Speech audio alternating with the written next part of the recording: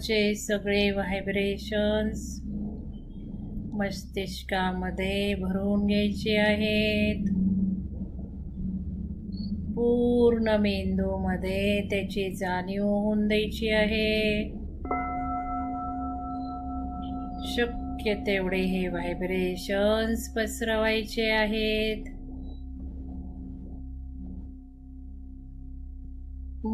हा ज्ञानाची प्रचिती घडवतो. आपल्याला सर्व आपल्या ओरिजिनचे क्रिएटर स्वरूपातील ज्ञान मिळाले आहे. त्या ज्ञानाच्या प्रचितीमुळे आपण अधिकाधिक आध्यात्मिक प्रगती करत आहोत. हे सर्व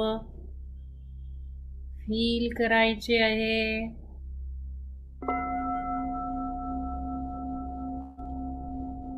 म्हणताना पूर्ण व्हायब्रेशन्स कुठे कुठे होत आहेत, कसे कसे होत आहेत ते जाणून घ्यायचे आहेत. आपण ज्या 4 अवस्था बघितल्या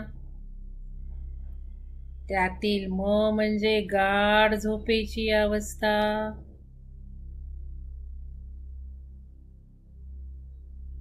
यामुळे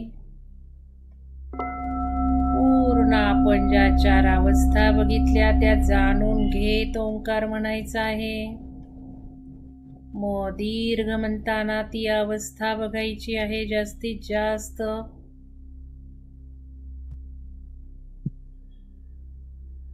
पूर्ण शांती अनुभवायची आहे.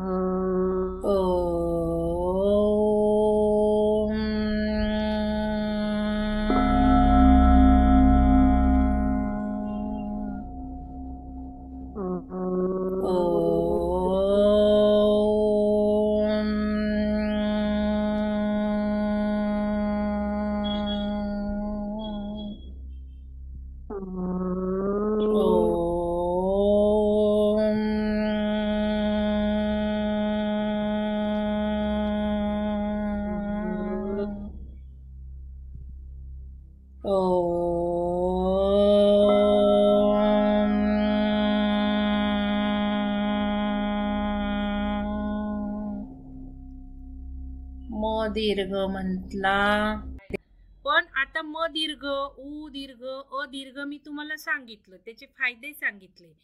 ज्यांना ज्यांना जे जे प्रॉब्लेम आहेत अ रिलेटेड, त्या चक्राच्या रिलेटेड, विशुद्धी चक्राच्या रिलेटेड म्हणजे उ लॉंग म्हणायचं हे मी सांगितलं. पण याचा अर्थ असा नाही की प्रत्येकानेच ते फिजिकल फायदे मॅनिफेस्ट करायचे. ज्यांना त्रास आहे शारीरिक त्यांनी तो ऊ दीर्घ म्हणावा आणि त्यांनी तो फायदा बघावा, म्हणजे व्हिज्युअलाइज करावा.